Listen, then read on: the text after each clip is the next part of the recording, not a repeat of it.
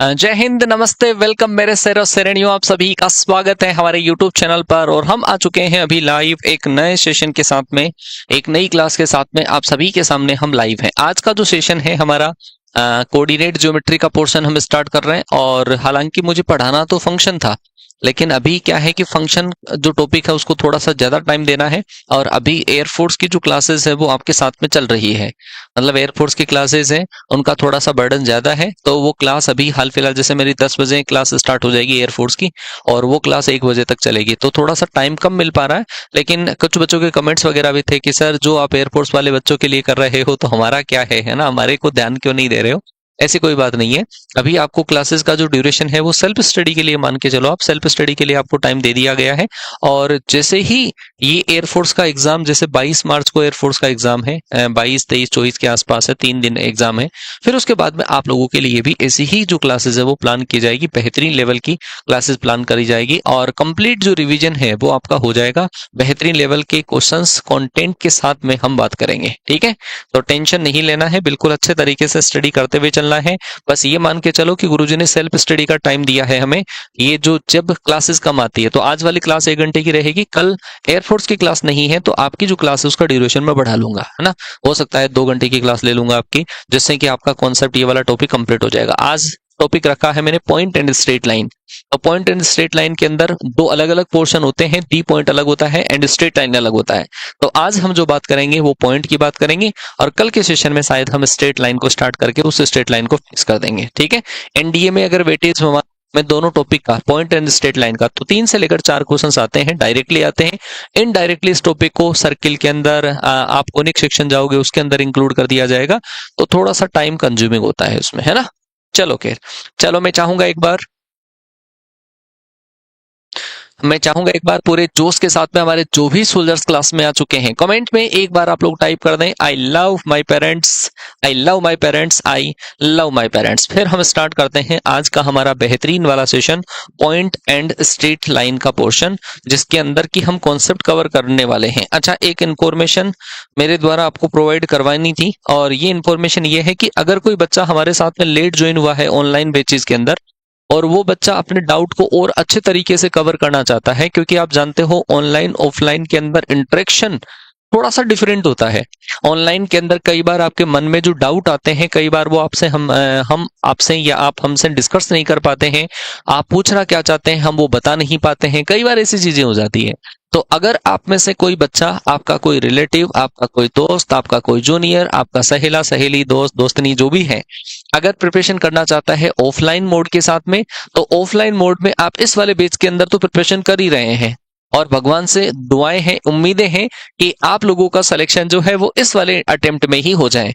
लेकिन कोई कारणवश, जैसे कोई बच्चा लेट ज्वाइन होता है तो उसको लग रहा होगा कि अगर मैं पहले ज्वाइन हो जाता तो मेरे डाउट्स और अच्छे तरीके से, बेहतरीन तरीके से क्लियर हो जाते, तो वो बच्चा ऑफलाइन मोड में आकर हमारे साथ में स्टडी कर सकता है। उसमें 2 टाइप के बैचेस आपको देखने को मिलेंगे। एक बैच जो 10th पास बच्चों के लिए है, दैट इज फाउंडेशन बैचेस रहेंगे, और उन फाउंडेशन बैचेस में 11 के साथ में बच्चा 12 के साथ में बोर्ड एग्जाम्स की भी प्रिपरेशन बेहतरीन हो जाएगी।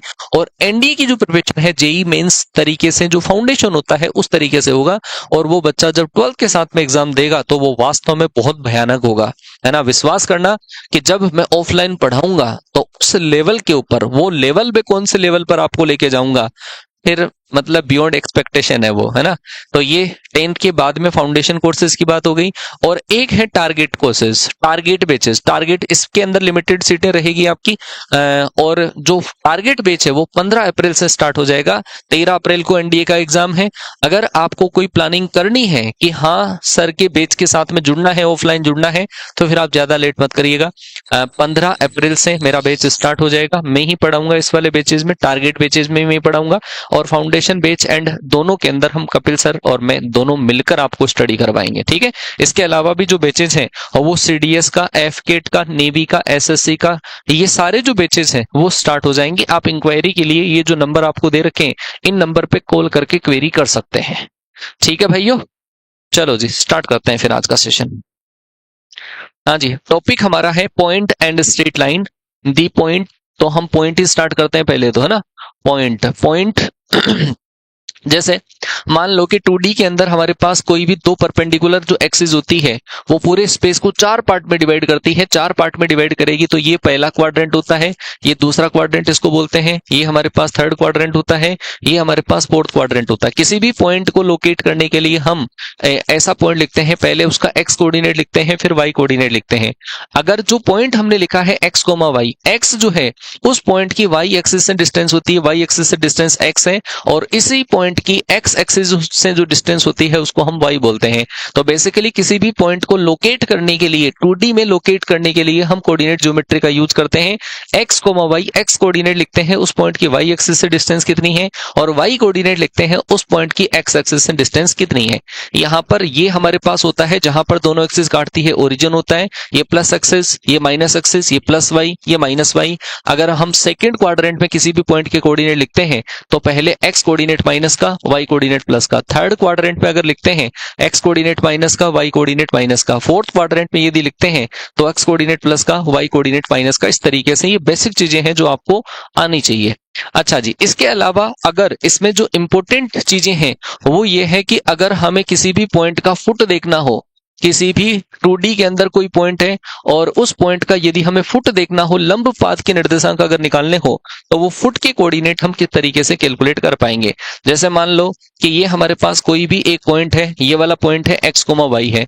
अगर आपको बोला जाए इस x, y का x एक्सिस के ऊपर फुट क्या रहेगा, x एक्सिस के ऊपर अगर फुट निकालना है तो इस पॉइंट से x एक्सिस की परपेंडिकुलर लाइन ड्रॉ कर दो। फुट का वास्तव में मीनिंग क्या होता है, फुट का वास्तव में मतलब होता है जहां पे तो परपेंडिकुलर लाइंस आपस में एक दूसरे को मिलती है, काटती है, उस पॉइंट को ही हम क्या बोलते हैं, फुट बोलते हैं। तो जिस पॉइंट से जिस एक्सिस पर फुट निकालना है तो आप क्या करो, उस पॉइंट से परपेंडिकुलर लाइन खींच दो x एक्सिस के ऊपर। x एक्सिस के ऊपर ये जो पॉइंट है इसी को हम कहेंगे इस पॉइंट का x एक्सिस के ऊपर फुट, और x एक्सिस के ऊपर फुट के कोऑर्डिनेट कितने होंगे, x, 0 रहेंगे, क्योंकि x एक्सिस के ऊपर y कोऑर्डिनेट 0 रहेगा। अगर मैं कहूं कि आपको फुट निकालना है, y एक्सिस के ऊपर फुट निकालना है, तो इस फुट के जो कोऑर्डिनेट रहेंगे वो रहेंगे हमारे पास 0, y। ये तो रहते हैं एक्सिस के ऊपर फुट होते हैं। जैसे एक छोटा सा एग्जांपल मैं आपको बताऊं कि 4, माइनस का 5 एक पॉइंट है, आपको इसके फुट बताने हैं, फुट, या फिर आपको ये बोल दिया distance between foot, distance between foot on axis, foot on axis मतलब इस पॉइंट का एक्सों के ऊपर जो हम फुट निकाल रहे हैं उस फुट के बीच में डिस्टेंस हमें निकालनी है। तो वो कैसे निकालें, देखो 4, माइनस का 5 है, 4, माइनस 5 हमारे पास कहां पे होगा, ये होगा हमारे पास फोर्थ क्वाड्रेंट के अंदर होगा। ये रहेगा 4, माइनस का 5 यहाँ पे रहेगा, 4, माइनस का 5। अगर हम इस पॉइंट का एक्स एक्सिस के ऊपर फुट देखें तो ये वाला पॉइंट होगा 4, 0। इस पॉइंट का यदि हम फुट देखें वाई एक्सिस के ऊपर तो वो होगा 0, माइनस 5। आपको इन दोनों पॉइंटों के बीच में डिस्टेंस निकालनी है। 4 का स्क्वायर 16, 5 का स्क्वायर 25, तो ये होगा √41। ये हमारे पास डिस्टेंस आ जाएगी दोनों फुट के बीच में। बात आपको समझ में आ गई होगी, डिस्टेंस बिटवीन फुट है ना, ऐसे निकालते हैं। एक हमारे पास इसके अंदर जो टर्म आती है दैट इज इमेज। इमेज किस तरीके से कैलकुलेट करते हैं, प्रतिबिंब। किसी भी बिंदु का प्रतिबिंब यदि हमें निकालना हो एक्स एक्सिस वाई एक्सिस के रेस्पेक्ट में, या उनके अलावा भी कोई लाइन वगैरह आए, तो उसमें यदि आपको फुट निकालना हो, इमेज निकालना हो, तो ऐसे निकाला जाएगा। जैसे कोई पॉइंट है हमारे पास एक्स, वाई ये पॉइंट है, आपको पूछ लिया जाए कि इसका एक्स एक्सिस में इमेज आपको निकालना है, तो अगर आप एक्स एक्सिस में इमेज निकालोगे तो एक्स एक्सिस को मिरर मान लो, इमेज जो बनेगा ये ऑब्जेक्ट का काम करेगा, इसका इमेज जो बनेगा वो यहां पे बनेगा। जब हम इमेज निकालते हैं एक्स एक्सिस के रेस्पेक्ट में तो उस केस में हम वाई कोऑर्डिनेट का साइन चेंज कर देते हैं। वाई कोऑर्डिनेट का साइन चेंज करेंगे तो आ जाएगा हमारे पास x, माइनस का y आएगा। अगर मैं कहूं कि इसका हमें इमेज निकालना है with respect to Y axis, तो वाई एक्सिस के रेस्पेक्ट में इमेज निकालोगे तो मात्र x कोऑर्डिनेट का आप साइन चेंज कर दो, माइनस का x, y आएगा। अगर आपको किसी भी पॉइंट का ओरिजिन के रेस्पेक्ट में अगर इमेज निकालना है, ओरिजिन के रेस्पेक्ट में मूल बिंदु के सापेक्ष निकालना है, तो उस केस में दोनों कोऑर्डिनेट का हम साइन चेंज कर देंगे। दोनों प्लस के हैं, दोनों माइनस के कर देंगे, माइनस के हैं, प्लस के कर देंगे, दोनों कोऑर्डिनेट का साइन चेंज कर देंगे। ठीक है, इसके अलावा भी हमारे पास कुछ लाइंस होती है जहां से हम इमेज कैलकुलेट करेंगे। फुट भी अगर आपको कैलकुलेट करना हो कोई दूसरी लाइन के रेस्पेक्ट में, तो वो कैसे कैलकुलेट करते हैं, सुनना भाई। फुट एंड इमेज का एक साथ फॉर्मूला है, foot and image. Foot and image, जैसे मान लो कि कोई हमारे पास लाइन है, ये वाली लाइन हमें दे रखी है, और इस लाइन की इक्वेशन है हमारे पास ax प्लस का by प्लस का c बराबर 0। ये सेम कॉन्सेप्ट जो है वो 3D में आता है।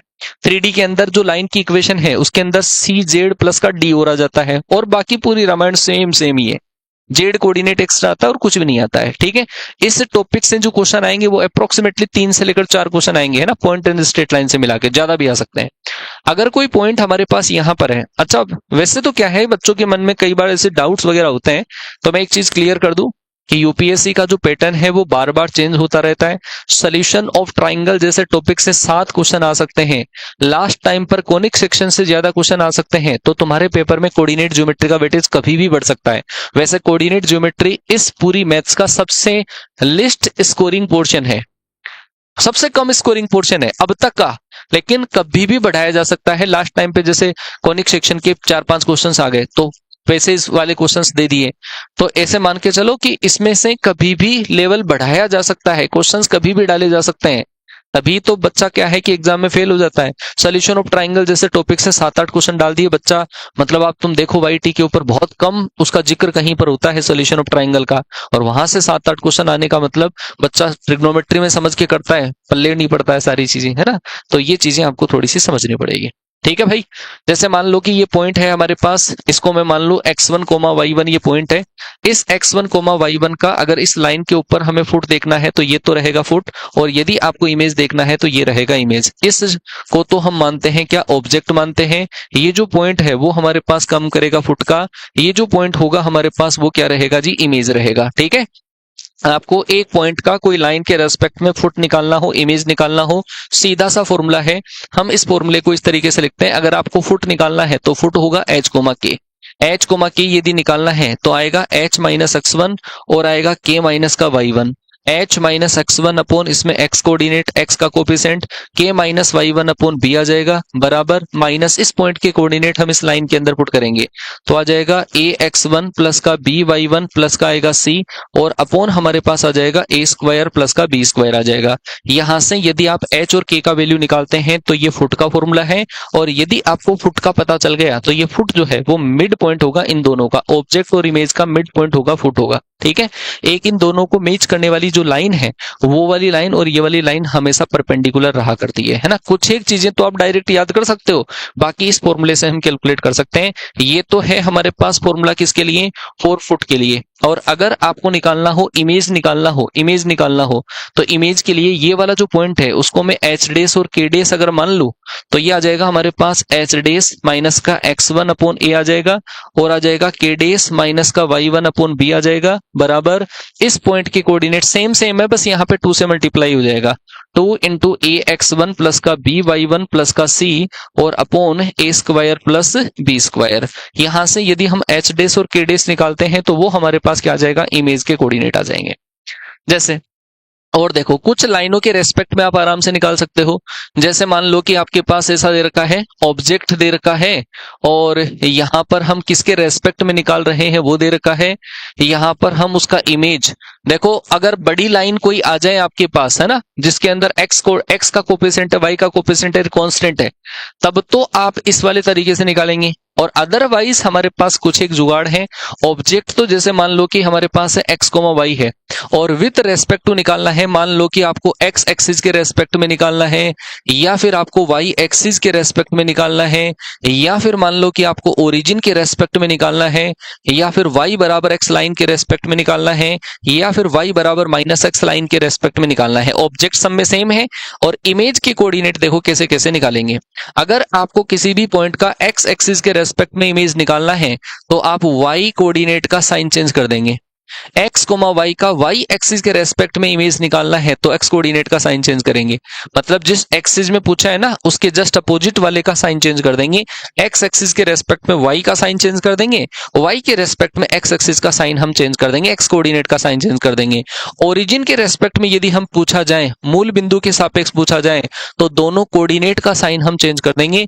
यदि y बराबर x लाइन के रेस्पेक्ट में पूछा है तो दोनों कोऑर्डिनेट इंटरचेंज करेंगे, x y की जगह हम लिख देंगे y x लिख देंगे। यदि y बराबर माइनस x के रेस्पेक्ट में यदि पूछा है, y बराबर माइनस x के रेस्पेक्ट में, तो दोनों कोऑर्डिनेट इंटरचेंज विद साइन, हम इसको लिखेंगे माइनस का y माइनस का x लिख देंगे।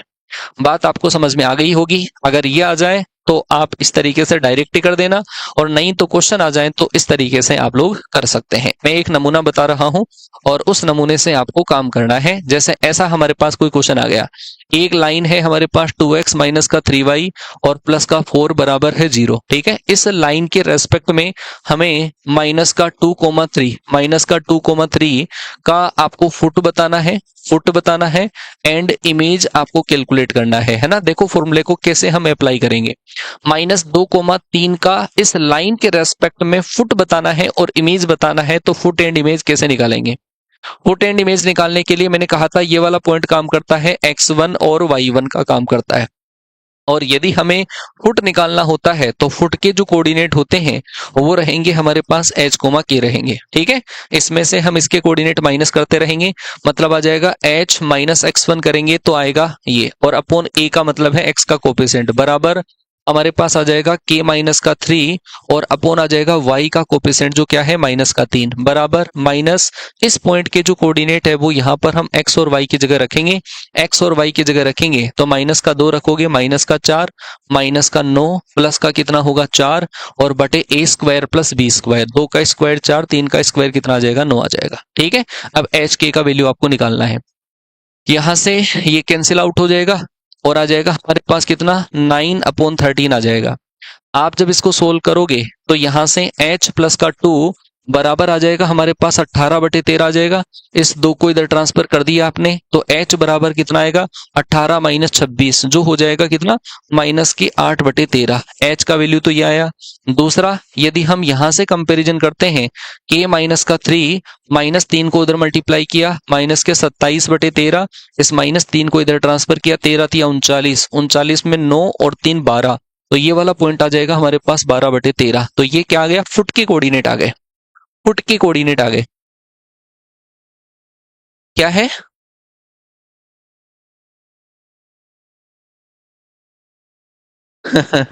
अच्छा, चलो क्या पता हो सकता है मे बी। आ गया बेटा समझ में। अच्छा, एक चीज ये ध्यान रखना कि जब भी फुट पूछा जाएगा तो फुट हमेशा लाइन को सेटिस्फाई करेगा, और जब हमें फुट पता है तो ऐसे केस के अंदर यदि आपको इमेज निकालना है तो इसको 2 से मल्टीप्लाई करके इसको माइनस कर दो। ये वाला पॉइंट जैसे x1, y1 है, आपको इमेज निकालना है, ये फुट आपको दे रखा है, ऑब्जेक्ट दे रखा है, इमेज निकालना है तो इसको 2 से मल्टीप्लाई करके माइनस कर दो, मतलब 2x1 माइनस का h हो जाएगा और हो जाएगा हमारे पास 2y1 माइनस का k हो जाएगा, ठीक है। ये हमारे पास फुट एंड इमेज का कॉन्सेप्ट है जो आप आराम से अप्लाई कर सकते हैं। हिट एंड ट्रायल से करना चाहें तो ये वाली लाइन परपेंडिकुलर होती है, ये फुट हमेशा लाइन के ऊपर एग्जिस्ट करता है, इन दोनों का mid point foot and object and image का मिड पॉइंट फुट होता है, ये वाली लाइन परपेंडिकुलर हुआ करती है। ये कॉन्सेप्ट आप अप्लाई कर सकते हो। एक होता है हमारे पास ट्रांसफॉर्मेशन होता है, ट्रांसफॉर्मेशन। देखो ट्रांसफॉर्मेशन कैसे करते हैं, है ना, ट्रांसफॉर्मेशन कैसे किया जाता है वो भी समझ जाओ। जैसे 3 टाइप से ट्रांसफॉर्मेशन होता है। एक होता है हमारे पास पैरेलल ट्रांसफॉर्मेशन। पैरेलल ट्रांसफॉर्मेशन ये है कि जैसे ये वाला पॉइंट है हमारे पास x, y है, इस x, y को यदि हम x एक्सिस के parallel plus h unit distance से अगर शिफ्ट कर दें, अगर इस पॉइंट की अगर कोऑर्डिनेट की बात करूं मैं तो वो है x, y, मतलब ये वाली डिस्टेंस x है, ये वाली डिस्टेंस y है। अगर मैं इसको h डिस्टेंस से इधर शिफ्ट कर दूं प्लस h डिस्टेंस से, तो इस पॉइंट के कोऑर्डिनेट बताओ कितने हुआ करेंगे। इस पॉइंट के कोऑर्डिनेट कितने होंगे, इस पॉइंट के कोऑर्डिनेट अगर आप निकालोगे तो वो आ जाएंगे x प्लस h, y आ जाएगा, ठीक है। अगर किसी भी पॉइंट को x एक्सिस के पैरेलल शिफ्ट कर दिया जाता है, दूरी से खिसका दिया जाता है, तो जितने डिस्टेंस से खिसकाते हैं वो हमारी x कोऑर्डिनेट में ऐड हो जाती है।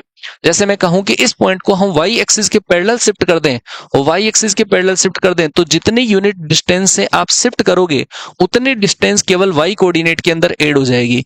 x, y प्लस का k, ये हमारे पास क्या आ जाएगा, नया पॉइंट आ जाएगा। ये तो होता है पैरेलल ट्रांसफॉर्मेशन होता है, पैरेलल ट्रांसफॉर्मेशन। लेकिन कई बार क्या होता है कि हमें ऐसी चीज दे दी जाती है कि जैसे ये हमारे पास क्या है जी, ओरिजिन है ना, मूल बिंदु है, और एक हमारे पास पॉइंट है x, y, ये पॉइंट है, ओरिजिन ये वाला पॉइंट है। इस ओरिजिन के रेस्पेक्ट में इस पॉइंट के जो कोऑर्डिनेट है वो x, y है। अगर हम इस ओरिजिन को ही शिफ्ट कर दें, यहाँ पर ओरिजिन को यदि हमने शिफ्ट कर दिया है, यहाँ पर शिफ्ट कर दिया है, h, k पर शिफ्ट कर दिया है, तो बताओ इस पॉइंट के नए कोऑर्डिनेट कितने होंगे। हमें अब इस पॉइंट के जो कोऑर्डिनेट है वो इसके रेस्पेक्ट में निकालने हैं, तो उस कोऑर्डिनेट के अंदर आप चीजें ध्यान रख लेना। ये जो हमारे पास पॉइंट है ना, वो क्या है, ओल्ड पॉइंट है, और ये क्या है, ट्रांसफर्ड पॉइंट है। तो हमें क्या निकालना होता है, जब भी नए कोऑर्डिनेट निकालने हो पुराने के, तो आता है ओल्ड माइनस ट्रांसफर्ड आता है, ओल्ड माइनस ट्रांसफर्ड। ये ओल्ड पॉइंट था, इस ओल्ड पॉइंट में से ट्रांसफर्ड पॉइंट को माइनस कर दो तो इस पॉइंट के न्यू कोऑर्डिनेट आ जाएंगे। न्यू कोऑर्डिनेट क्यों नए, इस वजह से आएंगे क्योंकि हमने ओरिजिन को शिफ्ट कर दिया है यहां पर। तो हमें इस पॉइंट की कोऑर्डिनेट इसके रेस्पेक्ट में निकालने, इसको ओरिजिन मान के निकालने हैं। तो न्यू कोऑर्डिनेट जो होता है हमारे पास, न्यू बराबर होता है ओल्ड माइनस ट्रांसफर्ड होता है, ओल्ड माइनस ट्रांसफर्ड, ये चीज ध्यान रख लेना, ओल्ड माइनस ट्रांसफर्ड होता है। जैसे मैं कहूं एक पॉइंट है हमारे पास, ऐसा क्वेश्चन आता है इसका, आपको दे रखा है 5, -6 की न्यू कोऑर्डिनेट कैलकुलेट करो। न्यू कोऑर्डिनेट आपको कैलकुलेट करना है। यदि ओरिजिन को -2, 3 पर ट्रांसफर कर दिया गया है, बताओ फटाफट से। अगर ओरिजिन को -2, 3 पर ट्रांसफर अगर कर दिया गया है तो इस पॉइंट के नए कोऑर्डिनेट आपको बताने हैं। जो ये वाला जो पॉइंट है हमारे पास, ये जो स्टार्टिंग के अंदर पॉइंट दे रखा है, ये वाला क्या है हमारे पास, ये है ओल्ड, ये ओल्ड है। और ये जो पॉइंट है जहां पे ओरिजिन को हम ट्रांसफर करते हैं वो क्या होता है, ट्रांसफर्ड पॉइंट होता है, ये ट्रांसफर्ड होता है। अगर आपको नए कोऑर्डिनेट निकालने हैं तो न्यू बराबर होगा हमारे पास old minus transferred, old minus transferred point होगा। तो ओल्ड हमारे पास ये रहा, ट्रांसफर्ड ये रहा, 5 में से 2 को माइनस करोगे तो आ जाएगा हमारे पास 7, -6 में से इसको माइनस करोगे तो माइनस का 9। तो इस पॉइंट के नए कोऑर्डिनेट 7, माइनस का 9 आ जाएगा। अरे बोलो तो सही, ठीक है, क्लियर है, आ गई बात समझ में, इतनी बात समझ में आ गई। किसी भी पॉइंट के नए कोऑर्डिनेट अगर आपको निकालने हो तो ऐसे निकालोगे। ये कॉन्सेप्ट शायद मैंने पहले मिस कर दिया था, अब आपको मैंने एक्सप्लेन कर दिया है ना। ट्रांसफॉर्मेशन होता है 2 टाइप का। चलो जी मैं एक क्वेश्चन आपको देता हूं, और इस क्वेश्चन के अंदर एक के बाद में एक ऐसे ट्रांसफॉर्मेशन लगाए गए हैं बार बार बार बार। जैसे मान लो कि पॉइंट हमारे को दे रखा है 2,5 एक पॉइंट है, 2,5 एक पॉइंट है। इसके ऊपर सबसे पहले जो ट्रांसफॉर्मेशन लगाया गया वो लगाया गया y बराबर x में रिफ्लेक्शन का। y बराबर x में इसका हम रिफ्लेक्शन लेंगे पहले तो, और y बराबर x में रिफ्लेक्शन लेने के बाद में उस पॉइंट को +5 यूनिट y एक्सिस के पैरेलल, y एक्सिस के पैरेलल +3 यूनिट डिस्टेंस से शिफ्ट कर दिया गया।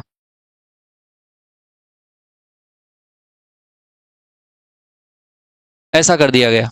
फिर जो हमारे पास पॉइंट आता है उसका आपको इमेज लेना है विथ रेस्पेक्ट टू y बराबर विथ रेस्पेक्ट टू ओरिजिन। जो पॉइंट आ जाता है उसका हमें ओरिजिन के रेस्पेक्ट में इमेज लेना है। फिर वो जो पॉइंट आता है उसको x एक्सिस के पैरेलल, x एक्सिस के पैरेलल 2 यूनिट से शिफ्ट कर दिया गया है। तो बताओ इस पॉइंट के फाइनल कोऑर्डिनेट कितने रहेंगे? हैं? जहर घोल दिया सवाल के अंदर, देख लो तुम समझ जाओगे। आपके पास स्टार्टिंग के अंदर पॉइंट था 2,5 है। इस 2,5 को हमने ये सारे ट्रांसफॉर्मेशन करने हैं, उसके अंदर y बराबर x में रिफ्लेक्शन निकालना है, फिर y एक्सिस के पैरेलल 3 यूनिट डिस्टेंस से उसको शिफ्ट करना है, फिर जो पॉइंट आता है उसका y ओरिजिन के रेस्पेक्ट में इमेज लेना है, फिर जो पॉइंट आता है उसको x एक्सिस के रेस्पेक्ट में हम 2 यूनिट डिस्टेंस से शिफ्ट करेंगे। तो देखो भाई पॉइंट में क्या क्या रहेगा। पहले तो अगर हम y बराबर x में इमेज लेते हैं, y बराबर x में इमेज लेते हैं इस पॉइंट का, तो वो इमेज क्या बनेगा, वो इमेज हमारे पास बनेगा 5,2। जब भी हम y बराबर x लाइन के रेस्पेक्ट में इमेज निकालते हैं तो उस केस के अंदर x और y कोऑर्डिनेट आपस में इंटरचेंज हो जाते हैं, तो 5,2 आ जाएगा। आपको y एक्सिस के पैरेलल 3 यूनिट से अगर हम शिफ्ट कर दें, इस पॉइंट को हम y एक्सिस के पैरेलल शिफ्ट कर दें, y एक्सिस के पैरेलल अगर शिफ्ट कर दें तो y कोऑर्डिनेट के अंदर 3 यूनिट प्लस हो जाएगी, तो 5 कोमा कितना हो जाएगा, 5 पॉइंट आ जाएगा हमारे पास, 5,5 आ जाएगा। फिर आपको इमेज निकालना है, इसका image with respect to origin, origin के रेस्पेक्ट में इमेज निकालते हैं तो दोनों कोऑर्डिनेट माइनस के हो जाएंगे। फिर आपको दे रखा है इस पॉइंट को एक्स एक्सिस के रेस्पेक्ट में +2 यूनिट से, तो एक्स एक्सिस के अंदर अगर हम इसको शिफ्ट कर रहे हैं तो एक्स कोऑर्डिनेट के अंदर 2 प्लस हो जाएगा, माइनस का 5 प्लस का 2 -5, तो आ जाएगा माइनस का 3 माइनस का 5। ये हमारे पास फाइनल कोऑर्डिनेट होंगे। -3 -5 मिस्टर डिफेंस लवर ने बिल्कुल सही जवाब दिया है और आलोक मौर्य ने बिल्कुल सही जवाब दिया है। और बाकी बाकी कहां पर हो बताओ आंसर? गई भैंस पानी में? है गई क्या? है तो ये कॉन्सेप्ट मैंने पहले पढ़ाया नहीं था, नहीं तो सारे बच्चे जवाब दे देते। खैर ये नहीं पढ़ाया था, पैरेलल ट्रांसफॉर्मेशन नहीं पढ़ाया था मैंने, है ना। तो ये पैरेलल ट्रांसफॉर्मेशन को मैंने थोड़ा सा जिक्र कर लिया है, कहीं पर कोई क्वेश्चन वगैरह आए तो आप आराम से कर सकते हो इसको। ठीक है भाइयों, चलो जी आगे हम बात करेंगे डिस्टेंस फॉर्मूले की, बाद में बात करेंगे। पहले एक इंपॉर्टेंट चीज के बारे में हम बात करेंगे, that is sectional formula. Sectional formula, sectional formula most important है, विभाजन सूत्र बहुत इंपॉर्टेंट है। अगर आपको दे रखा है कि कोई भी दो पॉइंट है, ये वाला पॉइंट है हमारे पास x1, y1, दूसरा जो पॉइंट है वो है हमारे पास x2, y2, और इन दोनों पॉइंटों को मैच करने वाली लाइन को एक पॉइंट अगर m1:m2 में अगर डिवाइड करता है, ये वाला पॉइंट A है, ये वाला पॉइंट B है, ये वाला पॉइंट हमने मान लिया C। अगर हमें C पॉइंट के कोऑर्डिनेट निकालने हैं जो A और B को m1:m2 में डिवाइड करता है, तो इस C पॉइंट के कोऑर्डिनेट होंगे हमारे पास m1x2 प्लस m1m2x1 और अपॉन m1 प्लस m2 आ जाएगा। सही है क्या? सेम ऐसे ही आप इसको y वाले से मल्टीप्लाई करोगे तो आएगा m1y2 प्लस m2y1 और अपॉन m1 प्लस m2। ठीक है जी, ये हमारे पास कौन सा पॉइंट आ जाएगा? ये आ जाएगा हमारे पास C पॉइंट आ जाएगा। ये क्या है? इन दोनों के बीच में है, A और B के बीच में है, जिसको हम बोलते हैं इंटरनल डिवीजन। इंटरनल डिवीजन का फॉर्मूला है ये, आंतरिक विभाजन का फॉर्मूला है। अगर आपको निकालना है ए और बी जो दो पॉइंट है, इन दोनों पॉइंटों के बाहर कोई एक पॉइंट है, ये वाला पॉइंट में मान लो डी, जो एक्सटर्नली डिवाइड कर रहा है ए और बी को, और उसका जो रेशियो है उसके अंदर एक रेशियो माइनस का आ जाता है, मतलब वो डिवाइड करेगा m1 रेशियो -m2 के अंदर डिवाइड करेगा।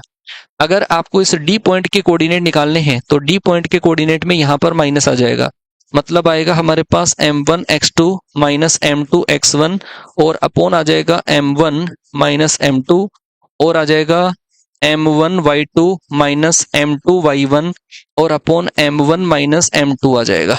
बोलो जी, बात समझ में आ गई क्या? ये जो पॉइंट है वो हमारे एक्सटर्नली डिवाइड करने वाला पॉइंट है, एक्सटर्नल डिवीजन की बात हो रही है भाई यहाँ पे, है ना। ये एक्सटर्नल डिवीजन की बात हो रही है, ये इंटरनल डिवीजन की बात हो रही है। समझ में आ गई बात?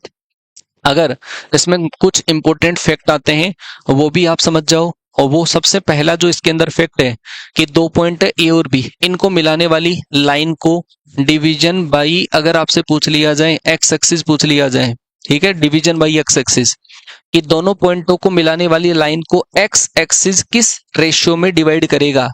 एक्स एक्सिस क्या? With respect to origin. With respect to origin के अंदर क्या होता है? दोनों कोऑर्डिनेट का साइन चेंज करते हैं हम, 2, -3 है तो -2, 3 हो जाएगा।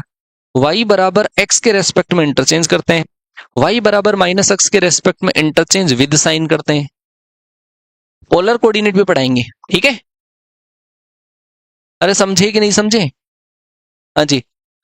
तो अगर आपको डिवीजन बाई एक्स एक्सिस निकालना है तो डिवीजन बाई एक्स एक्सिस होता है माइनस का y1/y2 होता है, माइनस का y1/y2 के अंदर डिवाइड करेगा।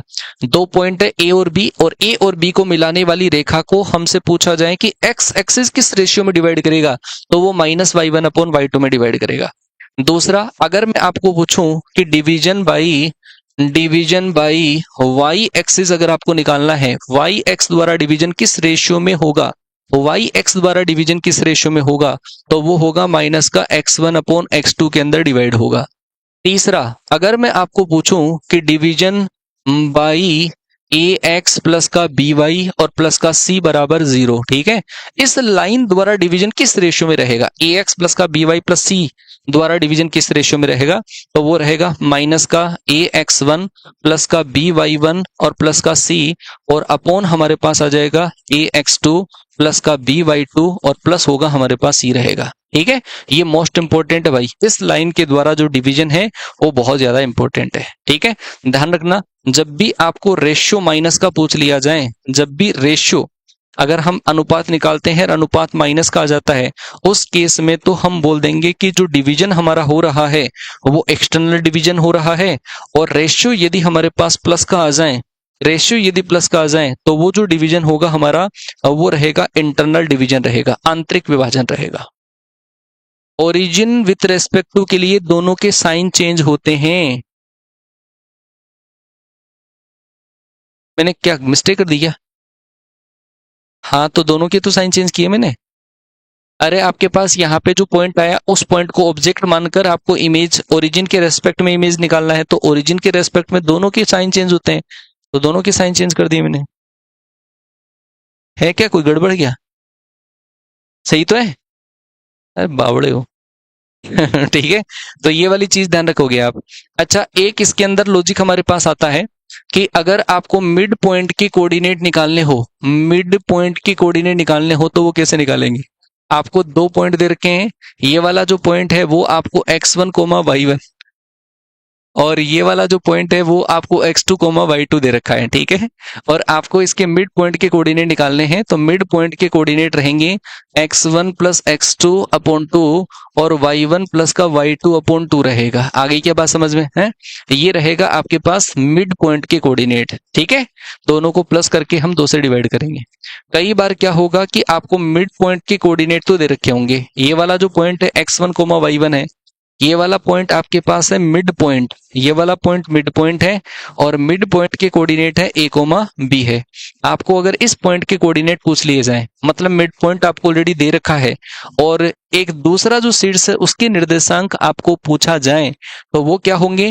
वो होंगे, इसको 2 से मल्टीप्लाई करके इसको माइनस कर दो, डायरेक्ट अप्रोच है, इसको 2 से मल्टीप्लाई करके माइनस कर दो, 2a माइनस x1 और 2b माइनस y1, ये कर दो जब मिड पॉइंट के कोऑर्डिनेट दे रखे हैं। तो इसी में हमारे को तीसरा जो लॉजिक है वो पूछा जाता है सेंट्रोइड के कोऑर्डिनेट। हालांकि आगे चल के मैं इसको पढ़ा दूंगा, लेकिन हाल फिलहाल के लिए आप ये देख लो, सेंट्रोइड केंद्रक के निर्देशांक, तो ये वाला पॉइंट आपके पास है x1 कोमा y1, ये वाला जो पॉइंट है वो है आपके पास x2 कोमा y2, ये वाला पॉइंट है आपके पास x3 कोमा y3। ठीक है, और इससे यदि आपको सेंट्रोइड निकालना हो, जिसको हम रिप्रेजेंट करते हैं जी से, इन तीनों पॉइंटों से बनने वाला ट्राइंगल, और उस ट्राइंगल का सेंट्रोइड यदि आपको निकालना है, केंद्रक निकालना है, तो इस सेंट्रोइड के जो कोऑर्डिनेट रहेंगे वो रहेंगे हमारे पास x1 प्लस का x2 प्लस का x3 अपॉन 3 रहेगा, और सेम हमारे पास आ जाएगा y1 प्लस का y2 प्लस का y3 अपॉन 3 आ जाएगा। ये होगा हमारे पास सेंट्रोइड केंद्रक के निर्देशांक आ जाएंगे।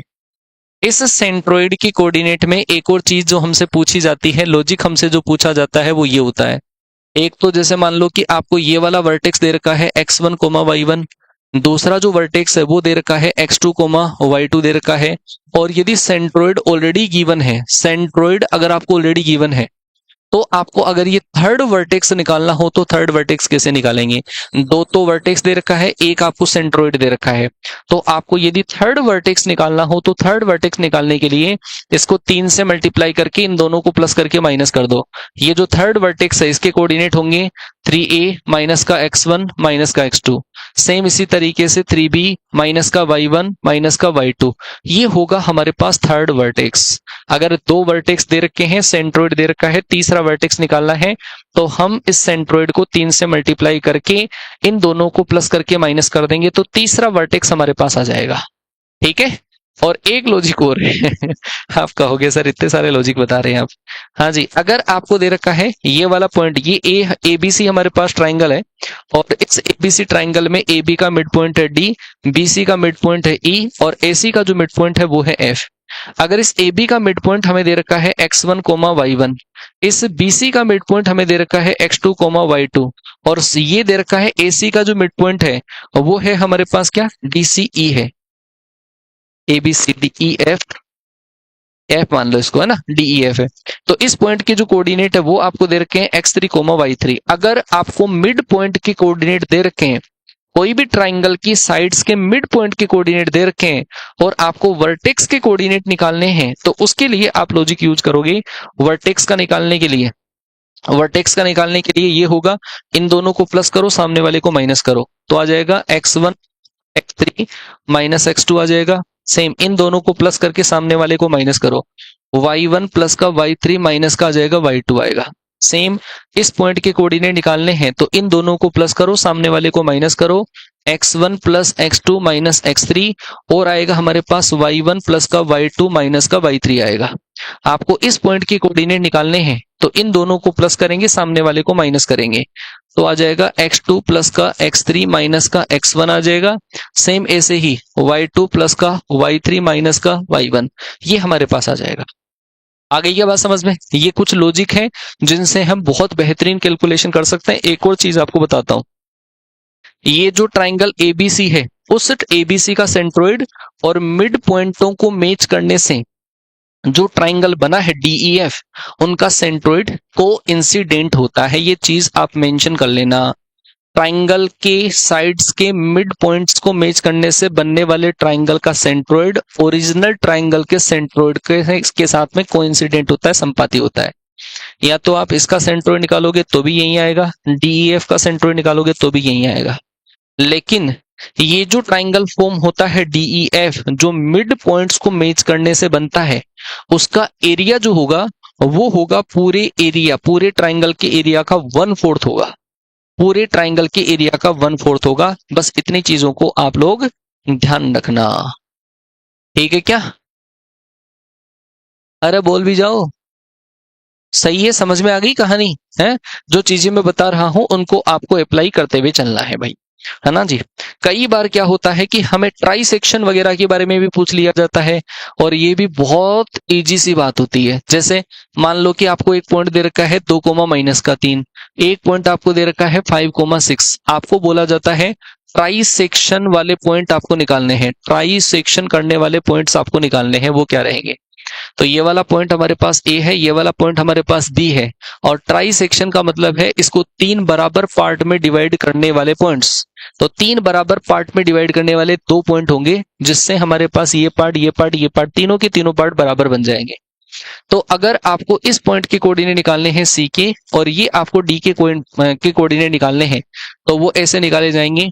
इधर वाला ये जो डिस्टेंस है, ये जो डिस्टेंस है, ये जो डिस्टेंस है, वो तीनों बराबर रहेगी। अगर मैं सी की बात करूं तो सी इस पूरी लाइन को 1:2 में डिवाइड करेगा, इधर एक पार्ट है, इधर 2 पार्ट है। ये जो डी है वो 2:1 में डिवाइड करेगा, इधर 2 पार्ट है, इधर एक पार्ट है।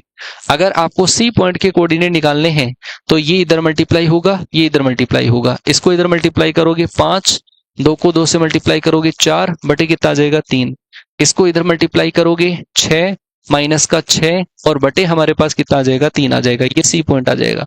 ऐसे ही अगर आपको डी पॉइंट निकालना है, इस रेशियो को इधर मल्टीप्लाई करो 5 दूनी 10 प्लस इस रेशियो को आप इधर मल्टीप्लाई करो 2, और नीचे हमारे पास 2 और 3 कितना आ जाए, 2 और 1 कितना आएगा 3। इस 2 को इधर मल्टीप्लाई करोगे 6 2 12, इसको इधर मल्टीप्लाई करोगे माइनस का 3 और अपॉन कितना आ जाएगा 3 आ जाएगा। ऐसे हमारे पास सी और डी पॉइंट आ जाएंगे, ट्राई सेक्शन वाले पॉइंट्स आ जाएंगे, ठीक है क्या? क्या है 4 इंटू एरिया वाला फॉर्मूला एवरी ट्राइंगल में, हाँ हर टाइप के ट्राइंगल के अंदर अप्लाई होता है। वो मिड पॉइंट से बनने वाले ट्राइंगल का एरिया पूरे ट्राइंगल का 1/4 होता है, ठीक है ना। तो ये हमारे पास क्वेश्चन आता है, बहुत ही बेहतरीन क्वेश्चन ऐसे आते हैं, तो थोड़ा सा ध्यान रख लेना। ये हमारे पास कोई ट्राइंगल है जी, ये ट्राइंगल है, और इस ट्राइंगल के अंदर मिड पॉइंट्स के कोऑर्डिनेट हमें दे रखे हैं। ये ट्राइंगल है और इस ट्राइंगल के ये वाला मिड पॉइंट है जिसके कोऑर्डिनेट है 2 माइनस का 3 है, एक आपको दे रखा है माइनस का 4 5, और एक आपको दे रखा है माइनस का 3 माइनस का 8 दे रखा है, ठीक है। आपको ये मिड पॉइंट है डीईएफ, डीईएफ मिड पॉइंट है, और ये एबीसी हमारे पास ट्राइंगल है। अगर आपको पूछ लिया जाए centroid of triangle ABC, centroid of triangle ABC, त्रिभुज एबीसी का केंद्रक आपको निकालना है, तो त्रिभुज एबीसी का केंद्रक क्या रहेगा? त्रिभुज एबीसी का केंद्रक क्या रहेगा बताइए, देखें त्रिभुज एबीसी का केंद्रक क्या रहेगा। त्रिभुज एबीसी का केंद्रक अगर आपको निकालना है तो कई बार बच्चे ये कर देते हैं, कलाकारी दिखा देते हैं, और होता भी है कई बार कॉन्सेप्ट ध्यान में नहीं रहते तो क्वेश्चन को लेंथी चला जाता है। आप देखो कि अगर ये मिड पॉइंट दे रखे हैं, ये मिड पॉइंट दे रखे हैं, तो पहले तो आप इस एबीसी के कोऑर्डिनेट निकालना सीख जाओ। कैसे निकालेंगे? इन दोनों को प्लस करेंगे, सामने वाले को माइनस करेंगे। इन दोनों को प्लस करेंगे -1, सामने वाले को माइनस करेंगे तो कितना आ जाएगा 3। इन दोनों को प्लस करेंगे -11, माइनस करेंगे तो माइनस का 16 आ जाएगा। अगर हम सी के कोऑर्डिनेट निकालें तो इन दोनों को प्लस करेंगे, इसको माइनस करेंगे तो आएगा माइनस का 9। इन दोनों को प्लस करेंगे, सामने वाले को माइनस करेंगे, -3 कितना हो जाएगा 0। अगर आपको इस पॉइंट के कोऑर्डिनेट निकालने हैं तो ये दोनों को प्लस करो, माइनस का 2, सामने वाले को माइनस करो, 1 आ जाएगा। इन दोनों को प्लस करोगे, सामने वाले को माइनस करोगे, कितना आ जाएगा 10 आ जाएगा। बोलो जी, बात समझ में आ गई क्या? आ गई बात समझ में? अच्छा जी, और सुनिए, अगर आपको सेंट्रोइड निकालना है तो सेंट्रोइड पूरे ट्राइंगल का और इन दोनों का कोइंसिडेंट होता है, तो इसका सेंट्रोइड निकालोगे x1 + x2 + x3/3 आएगा। -7 तो ये आएगा हमारे पास कितना, -5/3 आ जाएगा। और -3 ये आएगा 2 -6, -6/3 आ जाएगा। सही है क्या? तो ये हमारे पास सेंट्रोइड आ जाएगा। वैसे भी कितना आ रहा है? वैसे भी इतना ही आ रहा होगा। हाँ, वैसे भी सेम ही तो आ रहा है, सेम ही आ रहा है ना। हाँ, तो ये चीज ध्यान रखना। ये होता है हमारे पास सेक्शनल फॉर्मूले के रिगार्डिंग क्वेश्चंस जो बनते हैं, वो ऐसे ऐसे बनते हैं जो मैंने आपको क्लियर करवा दिए हैं। ठीक है। अच्छा, इस सेक्शनल फॉर्मूले के रिगार्डिंग एक चीज जो हमसे पूछी जाती है, चलो वो डिस्टेंस वाले फॉर्मूले के अंदर आपको बता देंगे। आगे लिखिए जी, डिस्टेंस फॉर्मूला। डिस्टेंस फॉर्मूला, अगर आपको कोई भी दो पॉइंटों के बीच में डिस्टेंस निकालनी है, एक पॉइंट है आपके पास x1, y1, दूसरा जो पॉइंट है वो आपको दे रखा है x2, y2, और इन दोनों पॉइंटों के बीच में यदि आपको डिस्टेंस निकालनी है, ए बी अगर निकालना है, तो दो पॉइंटों के बीच में डिस्टेंस निकालने के लिए इसमें से इसको माइनस करके होल स्क्वायर कर दो, या इसमें से इसको माइनस करके होल स्क्वायर कर दो। हम हाल फिलहाल इसको लिख सकते हैं x2 - x1 का whole square plus y2 - y1 का होल स्क्वायर, और इस पूरे का स्क्वायर रूट आ जाएगा। ये हमारे पास कोई भी दो पॉइंटों के बीच में डिस्टेंस आ जाती है। कोई भी दो पॉइंटों के बीच में डिस्टेंस अगर निकालनी हो तो ये आएगा। क्या है? वर्टेक्स दे रखे हो तो तीसरे वर्टेक्स कैसे निकालें? तो बता तो दिया। अगर दो वर्टेक्स दे रखे हैं, सेंट्रोइड दे रखा है, तो सेंट्रोइड को 3 से मल्टीप्लाई करो, दो वर्टेक्स जो गिवन है उनको प्लस करके फिर माइनस कर दो। ठीक है, ऐसा होता है। अच्छा, कई बार आपको इस क्वेश्चन के अंदर ऐसा मिल जाता है कि ये जो ए बी लाइन है वो पैरेलल है हमारे पास एक्स एक्सिस के। ठीक है, कई बार हमारे को दे रखा होता है कि ये जो ए बी लाइन है वो हमारी पैरेलल है वाई एक्सिस के पैरेलल है। अगर A B line X axis के पैरेलल है तो उस केस में वाई कोऑर्डिनेट बराबर रहेगा। वाई कोऑर्डिनेट बराबर रहेगा तो y1 बराबर क्या आ जाएगा? y2। तो अगर आपको डिस्टेंस निकालनी है ए बी, y1 y2 बराबर है, तो डिस्टेंस रहेगी हमारे पास x2 - x1 का मोड रहेगा। अगर आपको बोला जाए कि A B line Y axis के पैरेलल है, ये ए बी लाइन है, ये वाई एक्सिस के पैरेलल है और वाई एक्सिस के पैरेलल है, तो उस केस में एक्स कोऑर्डिनेट जो है वो बराबर हो जाता है। एक्स कोऑर्डिनेट बराबर होगा तो उस केस में यदि हम डिस्टेंस निकालना चाहें तो वो डिस्टेंस होगी हमारे पास y2 - y1 का मोड रहेगा। आ गई क्या बात समझ में?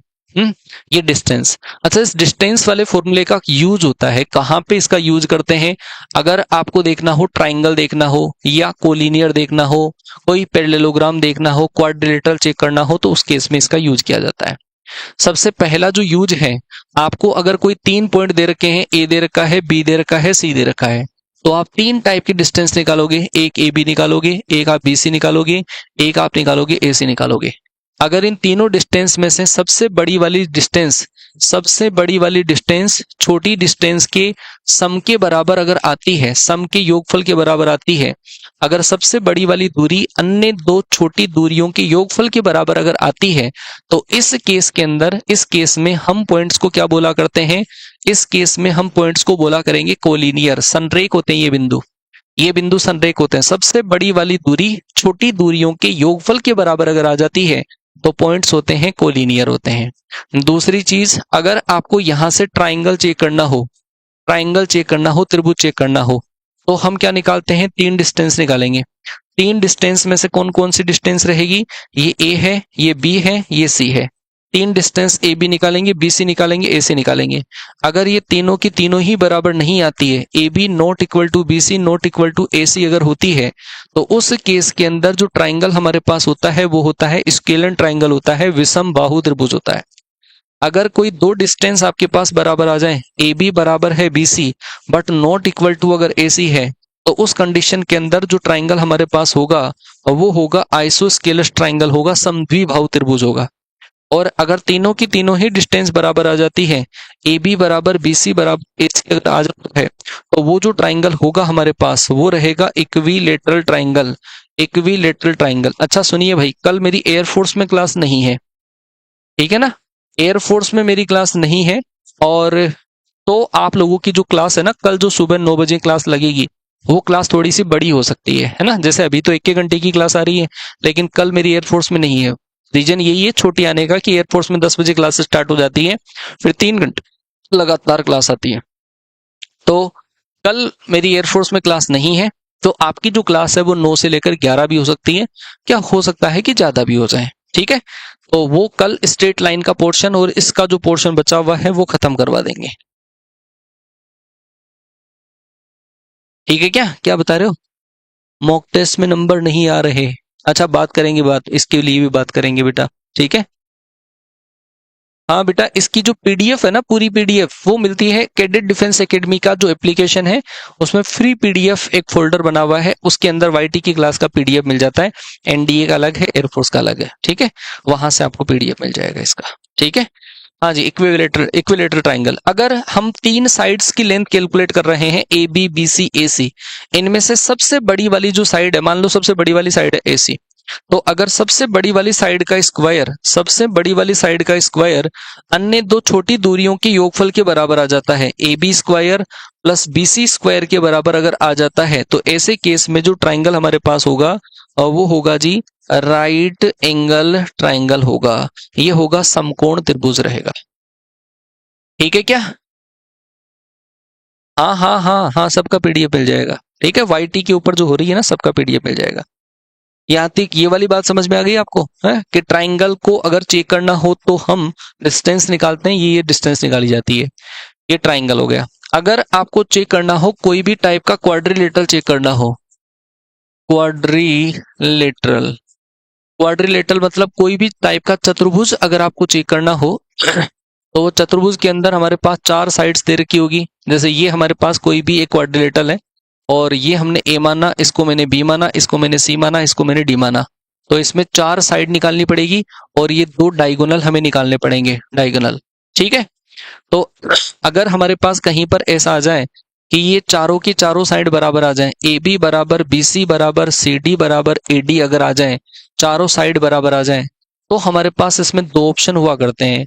या तो चारों साइड बराबर किस में होती है, ये होती है हमारे पास स्क्वायर में होती है, वर्ग में, और या फिर चारों साइड जो हमारे पास होती है और वो होती है हमारे पास रोम्बस में, समचतुर्भुज में होती है।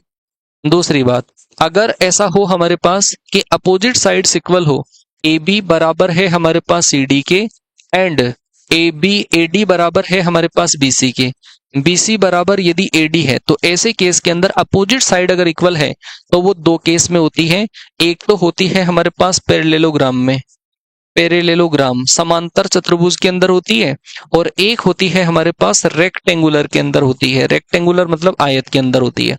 अच्छा, कैसे पहचाने कि स्क्वायर है रोम्बस है, तो ऐसे केस के अंदर स्क्वायर में डायगोनल इक्वल होते हैं। डायगोनल का मतलब एक डायगोनल एसी और एक डायगोनल होगा हमारे पास बीडी, इक्वल रहेंगे, जबकि इसके अंदर डायगोनल इक्वल नहीं होते। अगर अपोजिट साइड्स इक्वल है तो 2 टाइप की केस बनते हैं, एक पैरेललोग्राम समांतर चतुर्भुज और एक बनता है रेक्टेंगुलर। पैरेललोग्राम अगर बनेगा तो उसके अंदर डायगोनल इक्वल नहीं रहेंगे, AC not equal to BD रहेगा, और रेक्टेंगुलर अगर बन रहा है, आयत बन रहा है, तो उसमें एसी और बीडी ये दोनों बराबर होंगे, डायगोनल बराबर होंगे। एक और चीज मैं आपको बता दूं, ऐसा कोई भी क्वाड्रिलेटरल, ऐसा कोई भी क्वाड्रिलेटरल जिसकी चारों साइड्स बराबर होती है, उसके डायगोनल्स 90 डिग्री के ऊपर होते हैं। चारों साइड्स बराबर, sides equal, diagonals are at 90 degree, sides equal अगर है तो उस केस में हम बोलेंगे डायगोनल आर 8 90 डिग्री। ठीक है जी, डायगोनल जो होंगे वो 90 डिग्री के ऊपर होंगे। जिनकी साइड्स इक्वल रहती है उनके डायगोनल्स के बीच में 90 डिग्री एंगल होता है। इनके बीच में एंगल जो रहेगा वो 90 डिग्री रहेगा, जिनमें साइड्स बराबर रहेगी। कौन कौन सा केस ऐसा है? एक तो जो केस है वो हमारे पास होता है स्क्वायर का केस होता है, और एक हमारे पास जो इसमें केस होगा वो होगा रोम्बस का केस रहेगा। ठीक है जी, स्क्वायर और रोम्बस दो ऐसी शेप है, दो ऐसे क्वाड्रिलेटरल हैं जिनमें साइड्स इक्वल होती है, तो उनके डायगोनल्स 90 डिग्री पर होते हैं। ये कॉन्सेप्ट स्ट्रेट लाइन में काम में आता है।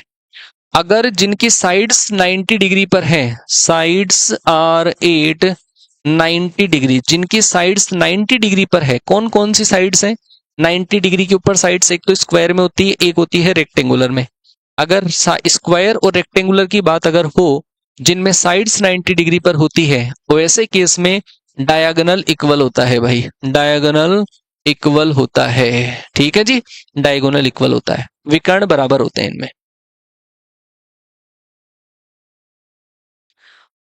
पीडीएफ अपलोड नहीं हुई है, ठीक है, मैं बोल दूंगा उनको, अपलोड हो जाएगी।